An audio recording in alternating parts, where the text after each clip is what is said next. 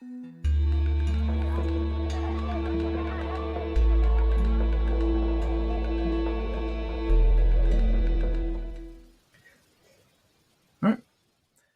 hello and welcome to Folklore Extra. Yeah, I was going to say podcast then. On top of that, restart it. We'll delete that. Start again. Hello and welcome to Folklore Extra. This is Kriss and Kayleigh, and we're going to continue on the discussion of our recent topic, or my recent topic of Jenny Greenteeth. You do know I'm going to keep the original start in, right? Great, cheers. You had me laughing as soon as I opened last time. That is true, yeah. I mean, I kept sort of adding the word podcast onto the beginning for it for some reason. You named it. True. That is true. We're changing it again. No.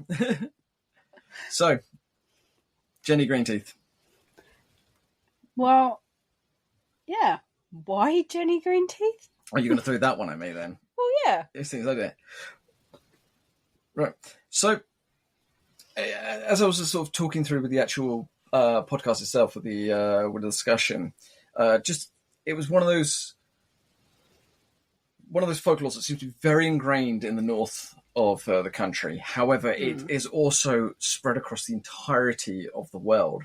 As I explained, like there is versions of Jenny in Australia, there is in Japan, there's also America as well.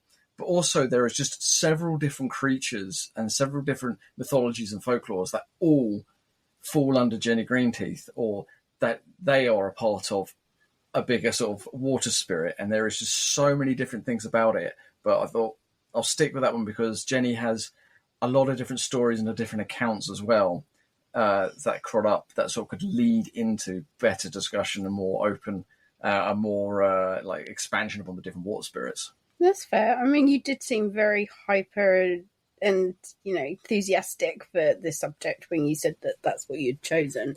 And, I mean, the part you say about it going over to Australia and America, I mean, the main thing I kind of took from that was probably because of immigrants going across and us sending, prisoners from Scotland and prisoners from England over to various countries. And the sheer amount of sort of immigration conducted by the Irish, sort of to America and Australia as well. So it's like it's just folklore's just kind of piggyback on the back of everything to get to a different country and spread out.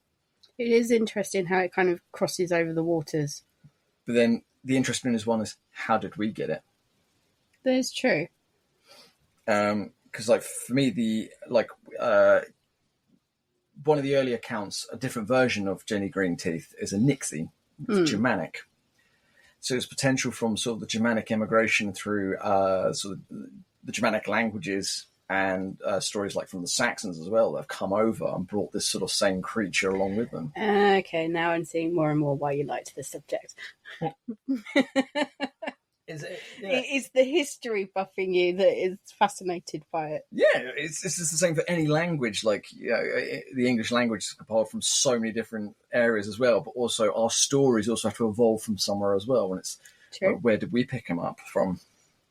I mean, yeah, it's definitely fascinating, and I think that the imagery as well from the creature that you described as Jenny has definitely been used over and over again in more urban folklore in terms of things that have been turned into movies or programs and things like that.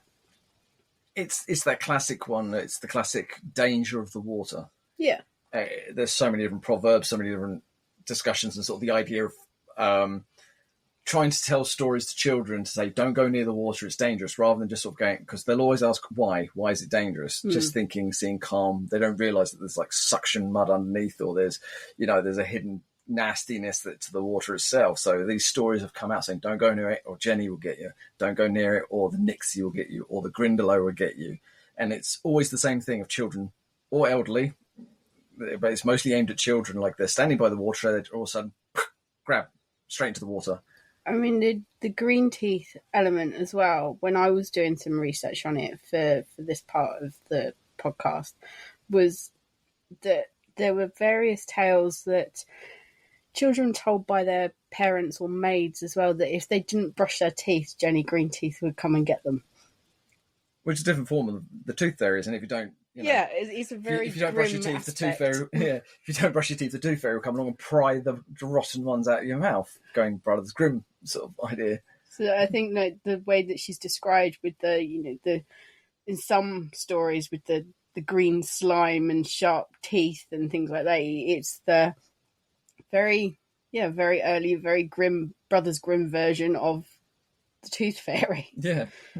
I mean, it's also just like the description gives it that monster element. If you had like perfectly aligned teeth and immaculate smile, but then the interesting one is it's always like saying like because it's been in the water for so long, its teeth are now gnarled and things like that. But if you look at crocodiles and alligators, they've got pearly whites and all that, and they're underwater a lot, and they're in swampy conditions as well. So it's that dehumanization to make the monster, but also a slight human element that I think we as a species, or we as a people, love to portray of like taking something humane, twisting it up, and then throwing it back out there.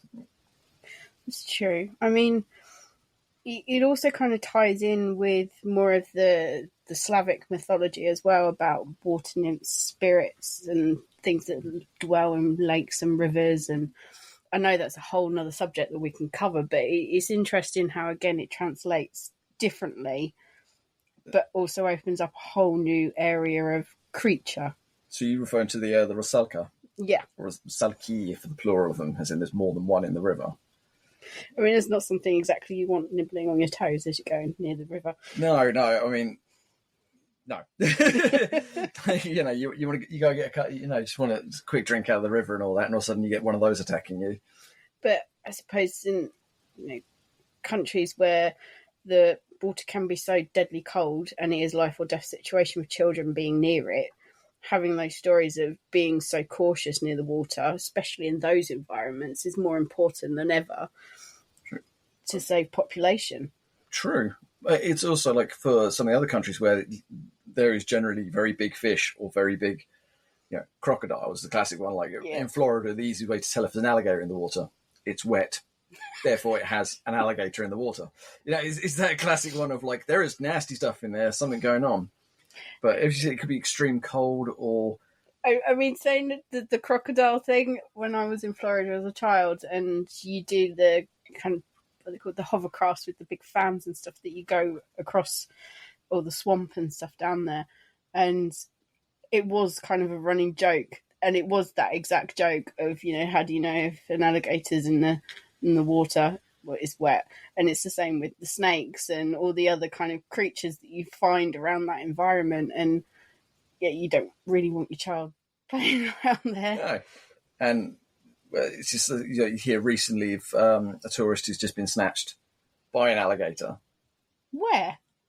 Oh, it was, I haven't got came up. It was just one of those, sort of when you flick through the news and all that, it was a local doctor who was grabbed and dragged in. Really? Yeah. And obviously, I think it was the States or... States would make more sense. Yeah. I mean, it's definitely not here. If it happened here, then here in the UK, then where did that come from? True. Definitely wouldn't want to be playing in those waters.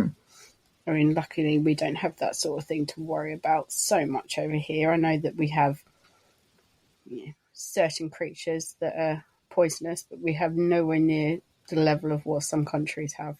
Oh no, we're all of our sort of venomous creatures out here are very tiny, small scale compared to the sort of things like we have the false widow.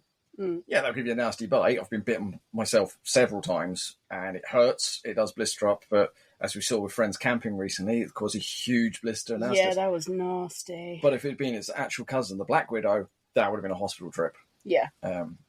And like we only have one venomous snake in the country. Yeah. The ladder. Again, I've been bitten by this. I grew up on a farm, so we've been bitten pretty much by a lot of things. And adders can give you make you have like flu-like symptoms, or if you've got very bad heart, it might do something bad to you. But I have come across adders, and as you know, I've got a bad snake phobia. And I went to school. I went to work with my uncle during the summer holidays one year, and they owned a landscaping company. and he went to go and cut down all of this bushes and everything. And he thought it was hilarious that I was petrified of snakes. And as he started cutting into it, and he's like, "I'll just start dragging the stuff away and everything like that." He's like, "Oh yeah, be careful of the adders." And I was like, "For God's sake!" Like, this poor child that I was at the time, like frozen to the spot because I just kept thinking something's just going to crawl out, something's just going to crawl out, and I'm going to pass out. It's just going to be a repeat of what happened when I was in Florida. Well, at least adders like to keep themselves to themselves. But you get bit by one because you've accidentally disturbed it. That's what happened to me. We're out walking through the woods, stepped over a log, must have upset it, and I tagged straight above the leg. Yeah, they do tend to hide. Obviously, I know that a bit more now. It's like when I was in Vegas, and I said to you, and going down into Grand Canyon, again, petrified of snakes. But luckily, the guide kind of made light of it as saying, it's a cooler time of the year, they're more likely to be hidden underground. Just don't go near any large rocks, which, irony. Yeah. Don't go near the big rocks, as in you're standing in the giant big rock formations. Yeah. Just try and ignore it.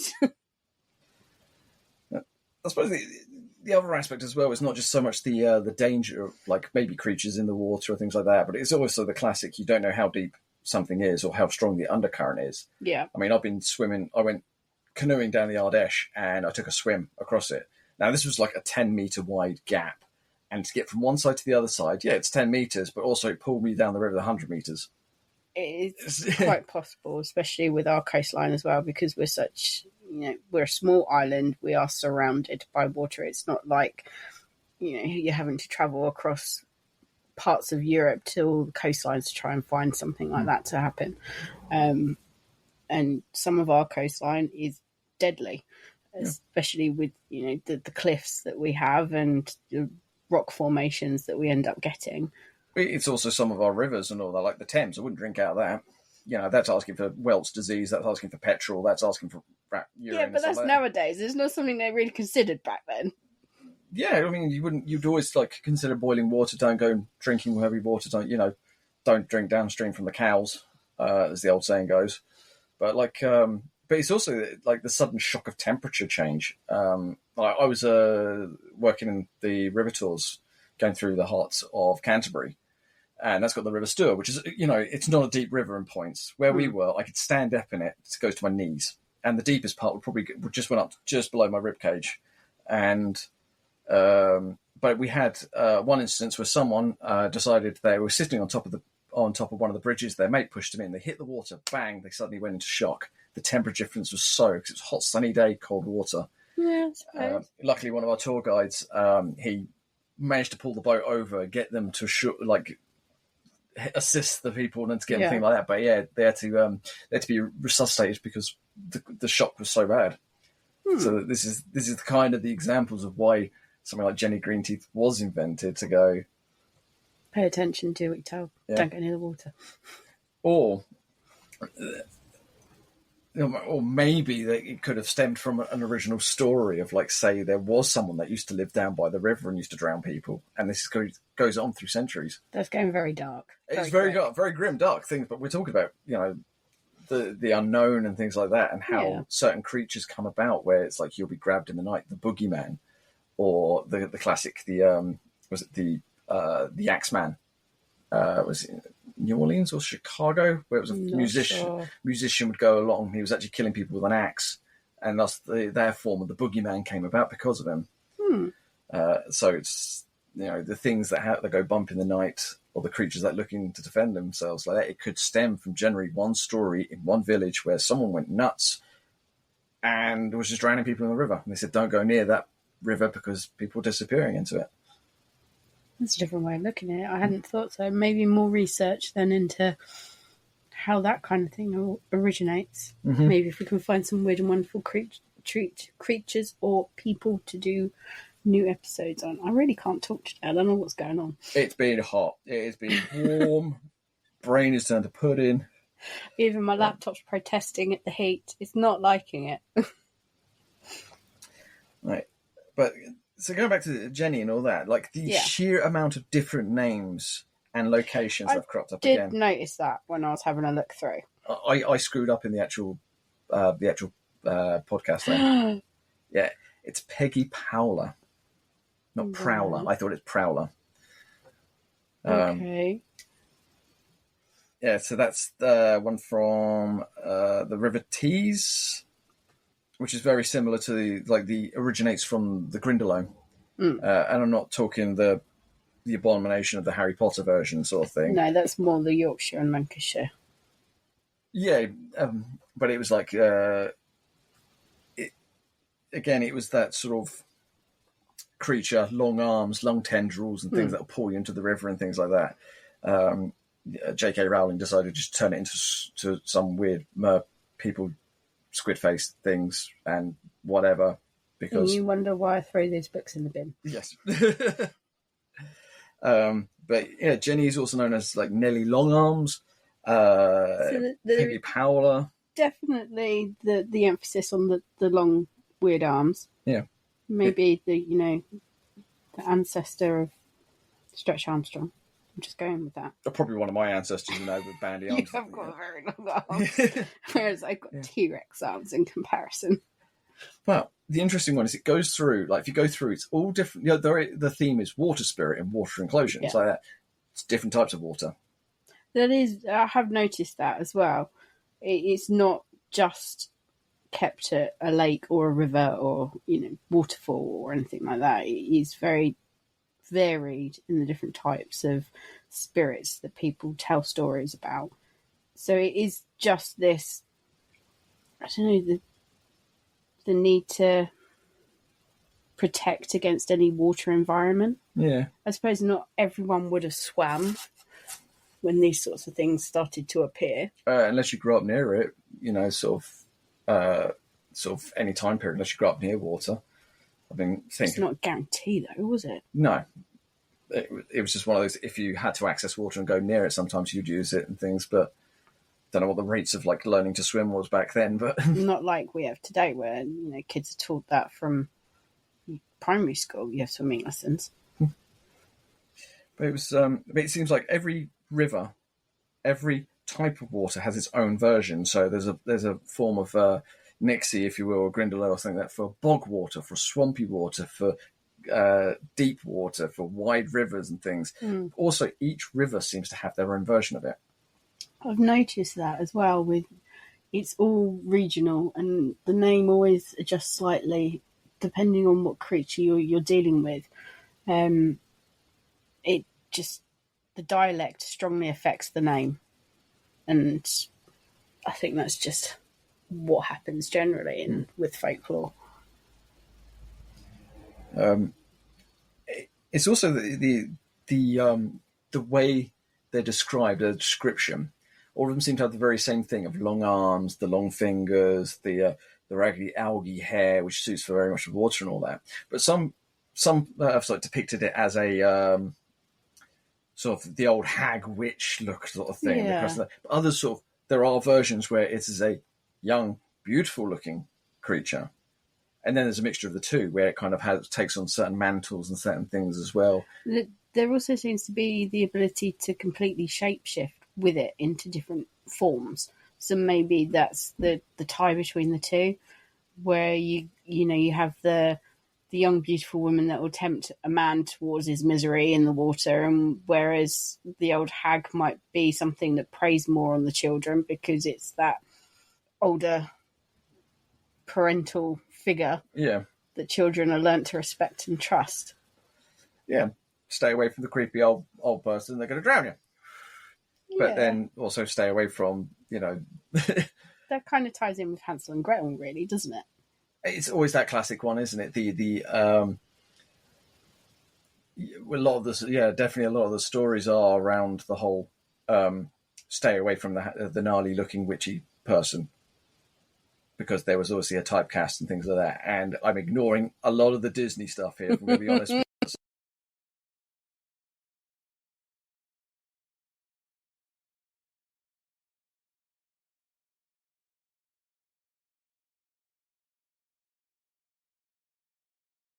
We still good?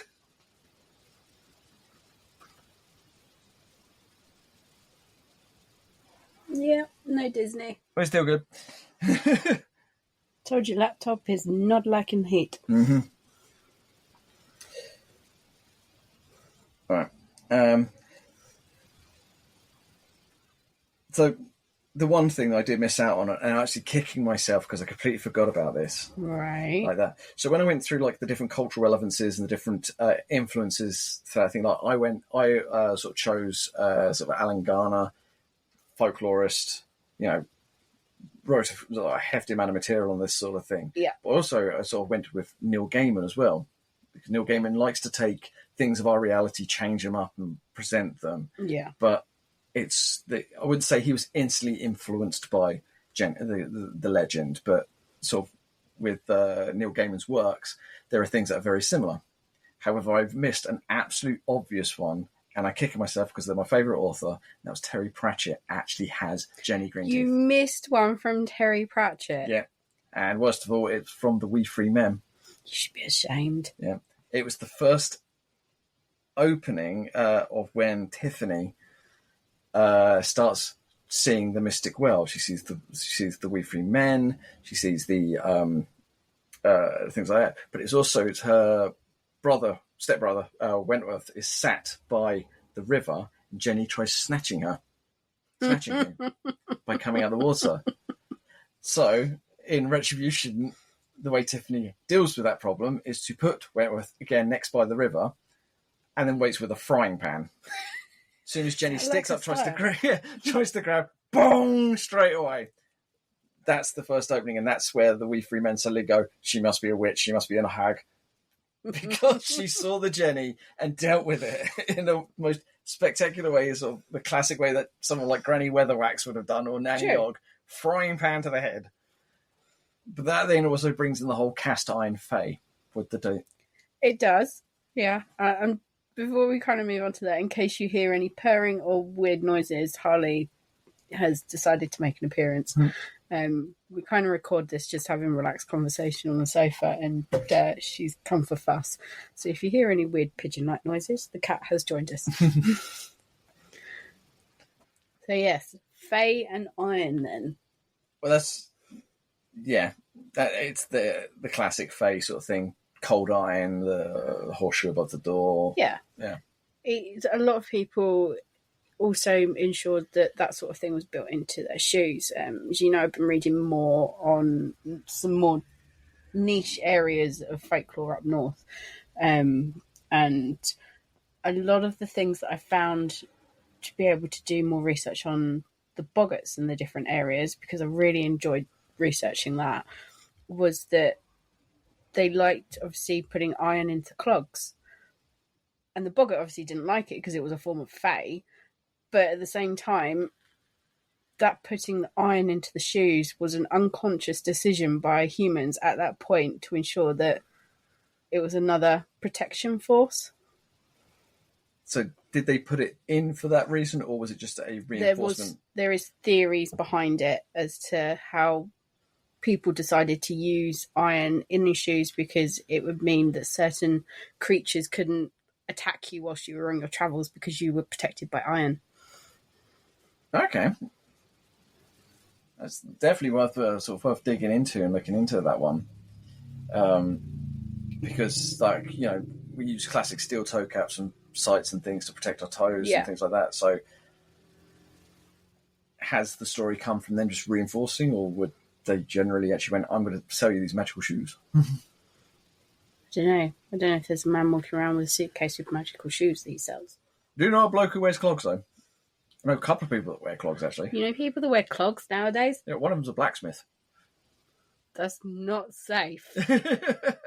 Why on earth would he wear clogs if he's a blacksmith? He said he found him comfortable. He does not do this whilst he's actually practicing. Oh, yeah. Yeah. It's a health and safety nightmare. Oh, really? It's just, It is. What if one of the embers came out of the forge? Well, it's not going to sort of touch the clog in instant light because the clogs are treated and things like that as well. Like, a small ember is not going to ignite it enough. And if you drop a load of hot, if you drop some hot steel, you're going to let it sit there and burn your clogs out sort of thing. It's just that clank, off it goes. Pick it up off the floor. So there's super thick clogs as well that he uses. Oh, the proper clogs. God.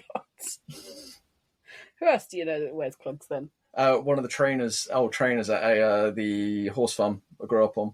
They used to wear clogs. Again, not a good profession to wear clogs with. No, he was Danish. He was Danish, and gets better. They weren't like the wooden clogs. They were kind of like the modern equivalent of. But it was like the very first time I learned how to canter on a horse. I was being led by this gentleman, and then years later I was told he was actually doing it in clogs, and the way he used to break horses as well. He'd run up and down hills. Run up and down hills in clogs? That's impossible. Did you not have like a pair of clogs as a child? Me, no. Right, I had a pair of clogs as a child. But were they the classic sort of wooden boat sort of shaped ones? Yeah, they were the most uncomfortable things known to man. You ended up walking like you were trying to kick your foot forward instead of actually lifting it up to try and keep the bloody things on your feet. It was just useless. Yeah. The weird and wonderful that people do. It's just insane. Yeah. This was a bloke I also witnessed eat 7 bananas in a row because he felt famished. Again, not good for you. He has no sense of self-preservation. Oh, no.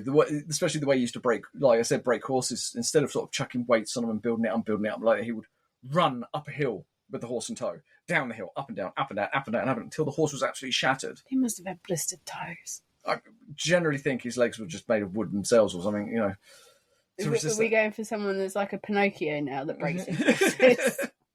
Yeah. Oh, God. You know some dodgy people. Dodgy? It's just random integration of culture from the Danes. We're getting off topic again. We're going back down rabbit hole again. This is going to be a continuous thing. I'm really sorry. But that's all right. Going back, sort of with the Danes and things like that. Back on track like that. I have not yet found, like where I said, like there's always an equivalent of something around. Yeah. Like there is the Slavic have the Rusalka, different ways of saying it. That's sort of the Slavic region, so the Eastern European up from the. I've yet to find ones from the Norse regions, Sweden, Norway. That would be interesting. Yeah, I haven't found one yet. I thought they would have one, but I think a lot of their ideas come under troll or would be a troll, water troll. Yeah, they tend to like their trolls more than anything. That's definitely influenced our folklore as well, especially around the Yorkshire area. There was a specific god though, wasn't there? That was loved by sailors. That was from Norse mythology, and it also used to be. Maybe I'm getting it mixed up. Was it a god that also likes to cause mischief as well? Well, for Norse, the Norse sea god was Njord. Sort of the power of calming the sea for sailors, creating harvests for fishermen. So that was Njord. It might have been the one that I was thinking about then. Yeah, so you'd often call out for Njord to help calm the seas and bring you a great sort of bounty of fish and things in.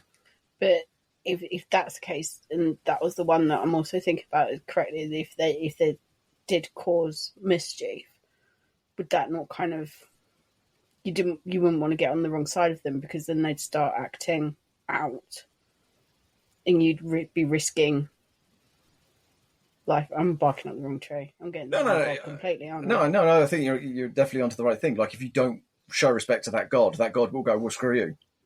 Yeah. And just throw a big wave at it. Or not necessarily, they might sort of not influence and sort of go directly out of the way to cause you upset, but they might not just give you the blessing.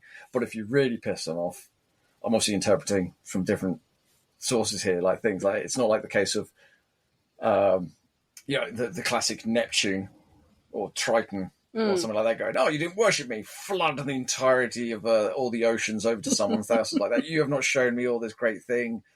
Like with the Greek pantheon or the Roman pantheons, where they're very adamant of, this is a god, we must show it homage, or it will destroy our ships and destroy our cult. Do you think that kind of the premise of creatures like Jenny Greenteeth then started out as some form of minor god, and then because Christianity and Catholicism crept in more and more in these countries where the folklore is prominent, that it got watered down and watered down and watered down to just some kind of creature? Could very well. I mean, that is a little bit of a tie-in. That's the premises of like American Gods. Terry Pratchett, Neil Gaiman. Sorry. When the god stops being worshipped as much, they become small and diminished in power and things like that. But this is where the Japanese comes in, where they have different spirits for absolutely everything, and so it's just a water spirit. But then it's same that the Egyptians had gods for everything, and the Norse had so many gods for different things, and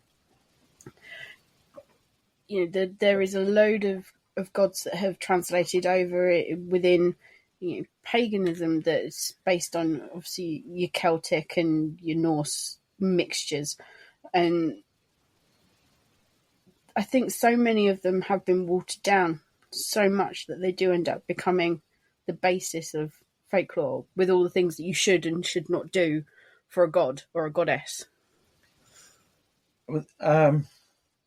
Yeah, I mean, total plausible theory that they are kind of like a kami, where their power is diminished enough to become a small tiny entity. But it's like, from what I was looking up, things connected to Jenny, it was the whole Grindylow, which could potentially come from the sort of Grindylow, Grendel. I'm not reaching for words here. This is actually what I've found a few suggestions of, that it was actually a aspect of Grendel from Beowulf. Okay. Saga. Has it extended out from that? Maybe I'm not voicing such a ludicrous idea. It's just the thought, when you're not to do something, otherwise you will make them angry. A lot of creatures within folklore, you have to leave offerings, or you have to do things in a certain way, or with like the Hooden episode, it's very much a Kent folklore thing, but it's based on a Norse tradition, with the horse going through the village at Samhain to ensure that all the spirits disappear, or you've got the Fae that you must leave offerings to. Again, boggarts people leave bread and butter to, and leaving cider and cider for the Norse gods during the wild hunt. But on the flip side of it, you must not do these certain things in order to keep yourself safe, to keep your family safe, to keep your village safe. So not play around near water, or Jenny will come and get you, or you must not go down a certain pathway at night on your own, or you'll have possibly guy trash appear, and that there's so many different things to it, and I think that's where it all kind of stems from. Yeah, I can very much see that. I also sort of, for me, I also think it's just playing upon the story, making stories real for fears that are actually going out. Things like the guy trash. Well, we haven't had wolves in this country, in the United Kingdom, for centuries. Henry II, was it Edward II, depicted a mass culling of them to solve that problem out. But the idea is that the big black dog scaring things, don't go into the water, like you said, it's totally 100% plausible. Was there something out there, something sort of the great beady eyes that dragging people in, and then over the centuries it sort of watered down and disappeared as we've. But then it could be the same with don't go near the water because of the Loch Ness Monster, if you're in Scotland. I don't think there's ever been an account of Nessie killing anybody, though. Don't know. We haven't done an episode on Nessie. Yeah. I don't know, Nessie, I thought the size of the water and all that, and we have these giant sonar, we can pick up, a penny at the bottom of the ocean, at the bottom of certain seas. Like, we just chucked one of those into the Loch Ness and went, yeah, it's got nothing. It's got fish, it's got loads of fish. Yeah, but you still just done an episode on a hag that lives in the water that kills children. Yeah, I have, I like the ideas of certain ones, and other ones I think of just, it's gone, it's no longer there sort of thing. Okay, here's a question for you then. When she is not on the hunt, what form or where do you think she kind of lives? Because there's some very small changes to Jenny Greenteeth in different countries saying that she lived in the woods, which is a very small variation. There aren't many stories of it, but all of them say that she usually hunts in the water. So do you think that she also walked the land, or do you think that she was some being that was kept within the water? I personally, like, from all the versions I've seen, I think, the idea that they also went onto the land, that's the changeling kind of idea of they live up in a tree next to the water and all that. I personally think they have to be in contact with the water. They're a spirit. They're a entity of the water and all that. As for where they lived when they're not hunting, well, take the pike, the river monster. Yeah. When it's not hunting, it sits in sea reeds, just sits there waiting, because it doesn't really be attacked from above or anything. It will sit there and wait, and when it gets hungry, then it starts going hunting. So you think of classic reed bed and everything, and you look out and go, there's all like the big rushes and all that, and just the idea of it's just sitting there, waiting, watching. It's entirely possible. It might be that she has like maybe the water is some portal. Just like Fae have portals through trees. Sort of the silly idea of, like, they interact with our world by stepping into it occasionally, and do they slip back out and use us as a hunting ground? Yeah. Because where they live doesn't have the resources, or where they come from, the hunting isn't as good, so they just sort of slip in, hunt, slip out again, so when no one's ever caught one. See, I like that version. I just thought of it. as soon as you said that, I was like, this is like the story D&D geek that I am. Like, I've got an idea. It's going to be great. I'm going to go with this way. Things like that. Funny enough, Jenny Greenteeth is actually in D&D and Pathfinder. Oh, no. So they've started her and given her a whole entire branch of a storyline. So is this where you're going to be? You're going to be trying to teach me how to play D&D, but with Jenny Greenteeth? Maybe at some point. There's all fantastic creatures and things to do with it as well. But having said that, I do like the idea, like the changeling universe, where you slip in and out of the hedge, as it's called, or to the Fey realm. So maybe that's what they do. They literally appear in the waterworks, waiting, and then strike, and then that's why there's never bodies found or never anything. I mean, categorically, you haven't actually had any stories of it happening. There's the warnings, but I don't think I've ever found something where someone's generally said, like, our kid was found chewed to death by a river in Lancashire. No, it's not like, the accounts we had in the newspaper from the last episode that we did, obviously on the crying children portraits. So it's totally different, because we're dealing with a totally different time frame. Things are not recorded as well. Everything is always passed down, and Chinese whispers always play in the fact that things always change slightly and embellished, and everyone has a different account. Yeah. Different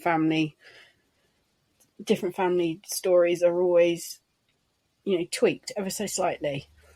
That begs the question: who's Hans and who's Gretel? Because those are very specific names. Why were they chosen? Or was it just a generic name that they plucked out of somewhere? Or was there a story attached to that one as well? Well, maybe you need to look at that one. Have you even decided what your next topic is going to be? Anyway. I am going a completely different direction. Okay. Giants. Giants is a huge subject. Badumch. Very funny. Yeah. It is a big subject, but everyone has different stories of it, but also moving away from the UK. Like, like, what was it? We've been watching Outlander. Yeah.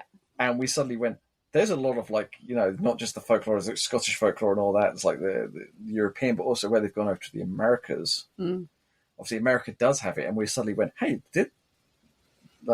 was it? I asked you, when was the first written recording of Indians? Native Americans. And how did they survive for so long before the point of being recorded, and their customs and traditions, and I find Native Americans completely fascinating, to be fair, and especially some of the ways that they are portrayed of having certain customs, and I like the way that they did things, but it's, how did they come to be? Yeah. Well, maybe I'm kind of hoping they have their own version of someone like Jenny Greenteeth, because you see, like, the idea of blessing the land and saying thankful and things like that. I don't know any of their gods or anything like that, or what they prayed to, or if they prayed, or what was their culture to that aspect. Obviously, I know the historical aspect that's always reported, and the more commercialized aspect of it, but I don't know historic side of it, because it's not something we're taught over here. No, we're sort of very, very sketchy. Of, like, we were told, like, the American Revolution, and that's touched on very lightly. It's hardly anything that's covered on that usually. It's more Tudors and Stuarts and that sort of thing, and then you go on to World Wars, and you kind of skip over the American Revolution. I think because I had a different curriculum, the history we covered very much covered, like, things like the American. There was the American Revolution, of, like, what happened, where we didn't go into so much detail of, like, things like who was the first shooting, the aspect, but it's because it falls over to Napoleon as well. It's the same era. So I didn't even cover that. I think that's where, obviously, you went to an all-boys school and I went to an all-girls school, and my history kind of did this bog standard. So Tudors, Stuarts. We looked at societies like ancient Egypt, because that's quite a popular one, and then mine moved on to the history of medicine. Very classic. Like, hearing from, like, all girls schools and that, they go into the history of medicine, thinking that you're meant to go into the healing aspect. We concentrate a lot on the. So we started, like, from year 1, 1066. Oh yeah, but that was done primary school for me. Obviously, yeah. I mean, primary school for me was Romans. A lot of the World War II, because I grew up on an aerodrome. Near the aerodrome. So World War II was a big thing, because I could actually go into the field and go, this is where Spitfires, it's mostly Hurricanes, but Spitfires and Hurricanes took off from. My old house was a guardhouse for the actual aerodrome itself. But we went for secondary school, it started off 1066, and then the last year was the end of the Cold War. Oh no, so we didn't even cover that. And it was the kind of the flow of how things go through, like the War of the Roses, how they changed British politics, obviously Henry VIII being Reformation. But a part of it, American Revolution, because of Napoleon, like, they led to, like, the French sending over a lot of aspects. That's fair. Obviously, all girls school, so we'll teach you the more healing aspect. And as a child, I wanted to be an archaeologist. I was fascinated with history, especially Egyptology. I loved Egyptology, the absolute endurity of what the Egyptians accomplished within their time, and all of their mythology and their gods, and that kind of then moved on to, I loved learning the history of the Tudors and things like that. But learning more healing stuff compared to, put it on bare facts, you learnt more about war than anything else. War and politics, yeah. Yeah. When I went into college and I studied law and political ideology, it was a big wake-up call, because the political ideology side obviously covered a wide spectrum of ideology from across the globe. And it was something that I'd never even touched on before. And not having all the cultures from around the world and the history that, I had to self-research as a child when I was reading. And that was the type of reading that I did have. History books was what I read because of what I wanted to do. But it would have been better for me. Yeah. That's the way the curriculum rolls, isn't it, though? Because mine was a grammar school. So it was very different curriculum from others. Like when I hear about the number of hours and different GCSEs that were done at the time, we conducted more lessons per day, and we were covering so many more subjects and all that. But that was the difference between a grammar school and a regular school. But then the school that I went to was the number one school in the southeast for girls. We out-examined grammar schools, and it's like you didn't do as much science as I did. I did triple science, and that was because I was taking extra classes after school as part of what my school put on as extracurricular, and the different types of things that I learned compared to you as well. It doesn't matter, I don't think, that it was a grammar versus standard, because the standard of school that I still went to was on par with the grammar anyway. That's true, yeah. But sort of, I didn't do triple because I was awful at chemistry, which is weird because I'm an engineer now. But chemistry has always been my weak subject and all that. But there was children in my school who were doing the triple award and things. I just did not excel because of that one subject. I wanted to, obviously, before I'd set my heart on archaeology, everyone kept saying to me that I should have done physics because I excelled at physics. I don't know why, but I did. It just made sense. But I have my heart on history, and I think it's a more romanticised version of it because it's the exploring the unknown, and even though most of it had already been explored. Yeah. I mean, this is sort of the interest that I had with folklore, because folklore is very not taught in schools. No, no. There are a few teachers out there who touch upon it or something. But for me, it was actually my English teacher.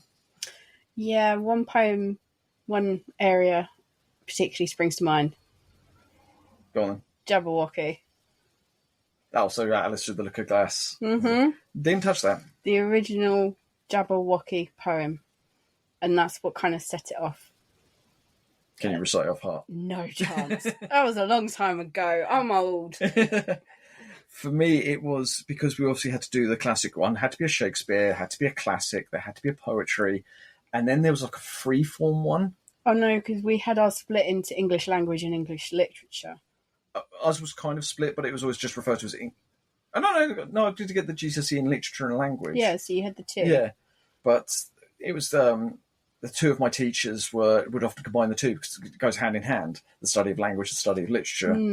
So we did ours different. So the language, we studied Shakespeare because of imagery.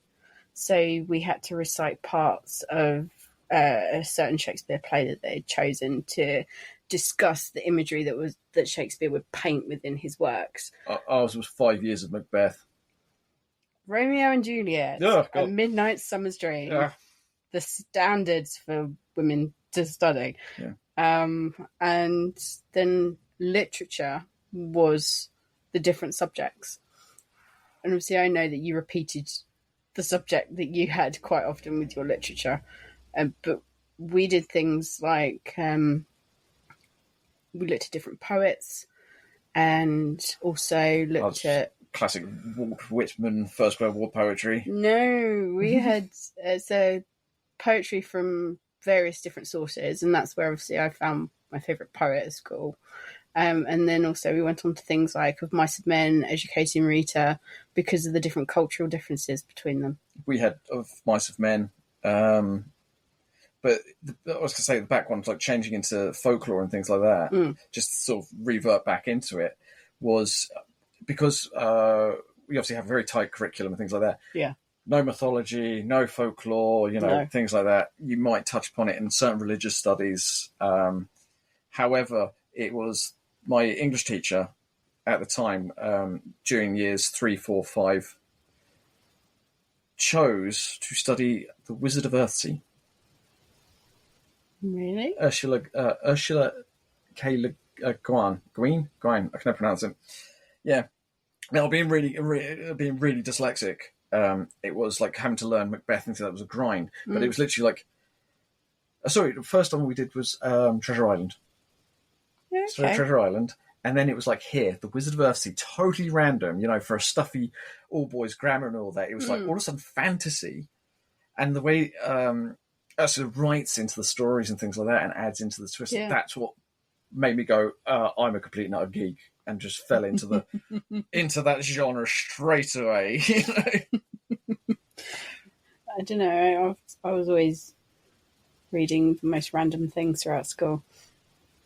I suppose I wasn't geek.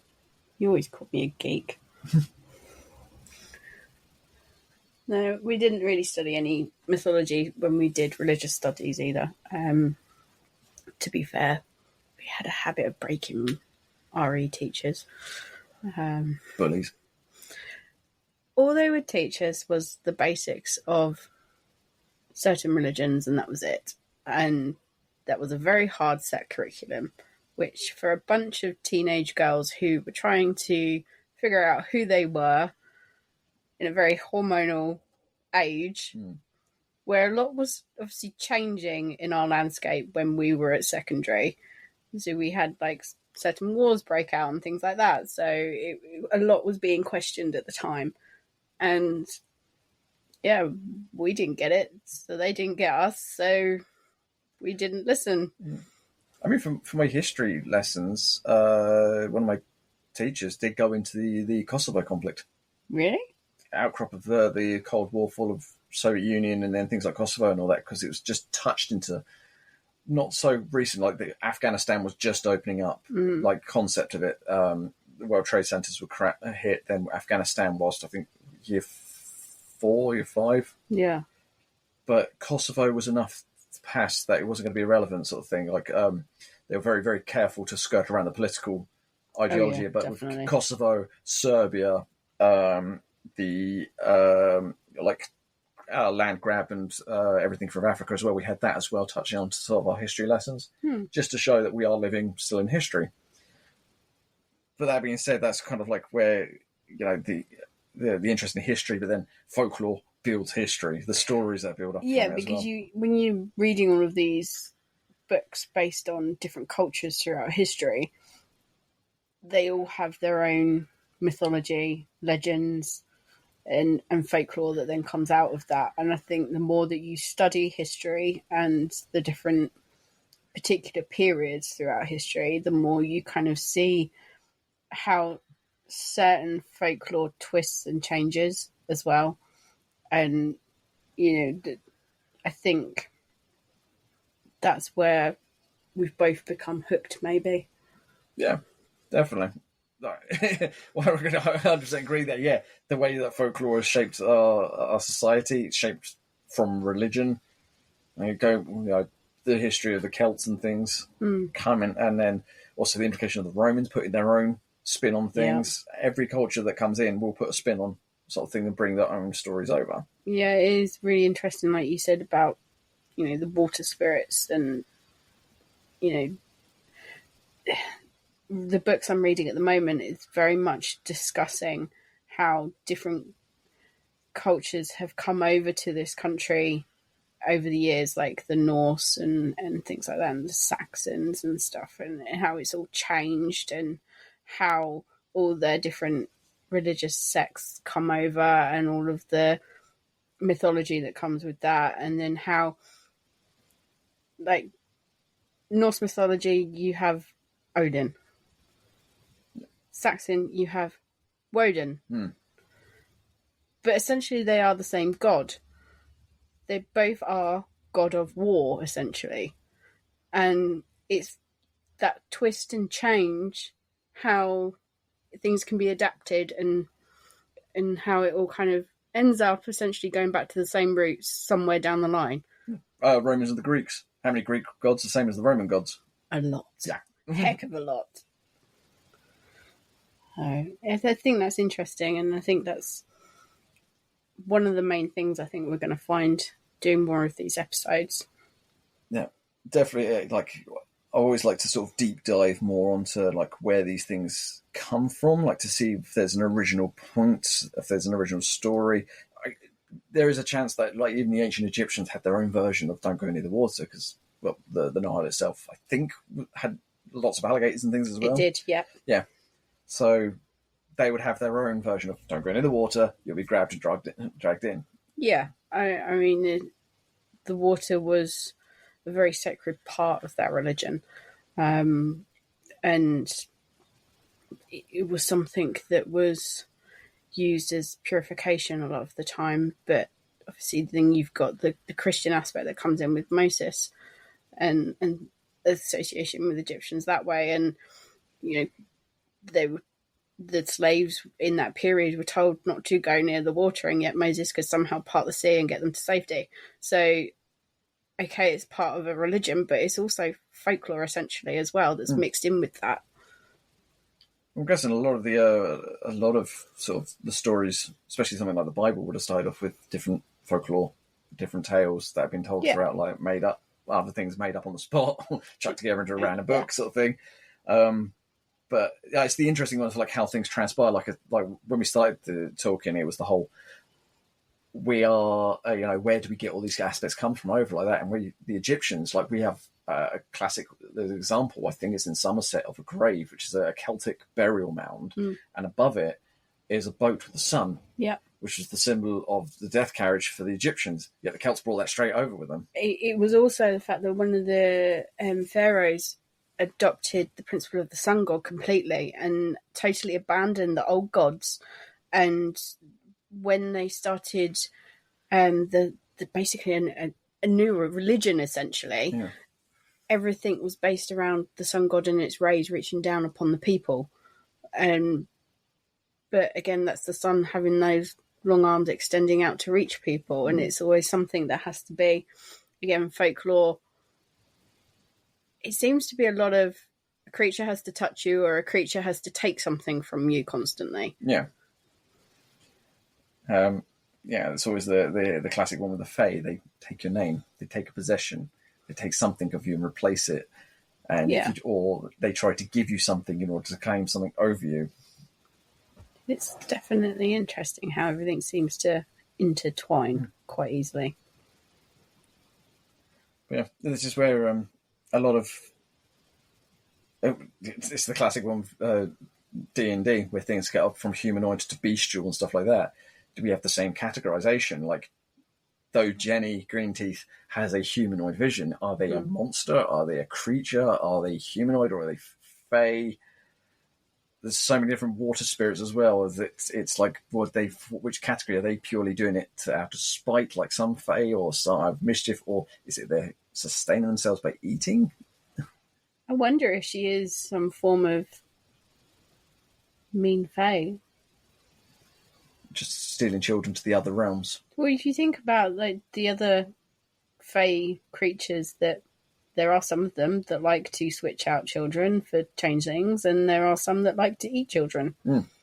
So maybe that's where that principle of Jenny has come from.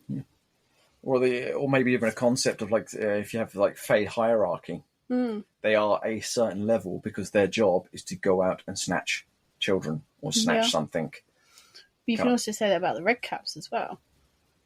Yeah. Like, is there a hierarchy where a bigger fae or a more lauded fae would suddenly go, right, I want this, go get it, and the red caps will go out and grab? Well, a lot of books refer to Mab as that fae. She was queen of, the fairy realm, but she was also, she was very twisted and she was quite evil in most portrays of her, and she was the Seelie Court Queen, which is usually also portrayed as quite dark, where you have your knockers, your red caps, and any kind of gnome, troll, fairy, gremlin, anything that will have this dark connotation and quite often steal children. Even Mab has been portrayed in many stories as ordering her subjects to go and steal children for her. Even just reference back, We Free Men. Yeah, the whole entire journey is to go and get Wentworth back, and the way to deal with the fairy queen, smack her with an iron pan. Yep. And have the Knack Feegle cause a lot of havoc on the way. But yeah, it's like, are they a servant, or have they been ordered to do something, or is it purely act on something of their own? There are theories that some act on their own, but there are also a lot of stories where, especially those that are darker in nature and connected to the Fae realm, are ordered by Mab or under her spell. But then that's a whole nother subject. Mab will be a huge episode, I think. I think that's going to be like reams of paper coming out to try and go through that entire... Might need more than the standard week to research her. I mean, yeah, because especially like when I'm looking into the Arthurian legend, Sealy Court, definitely there. So it's another tie-in. I think there's going to have to be many sessions. Just a whole... Here's a 6-hour documentation of what potential... No, let's not do 6 hours. How about we do... For that one, we'll end up doing maybe a mini-series and then do one of these types of episodes at the end, like the conclusion of the mini-series. I think that would probably be the best move for that. True. It's kind of like the Giants one. I think that's going to fall into a lot of different categories and do a lot of different things with it.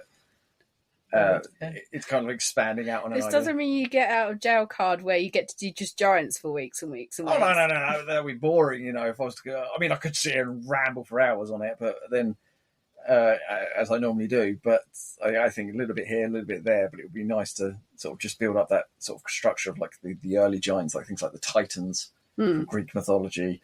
Even the Aborigines of Australia have their own form of a giant. You also have the Jewish religion with the giant that's built out of clay.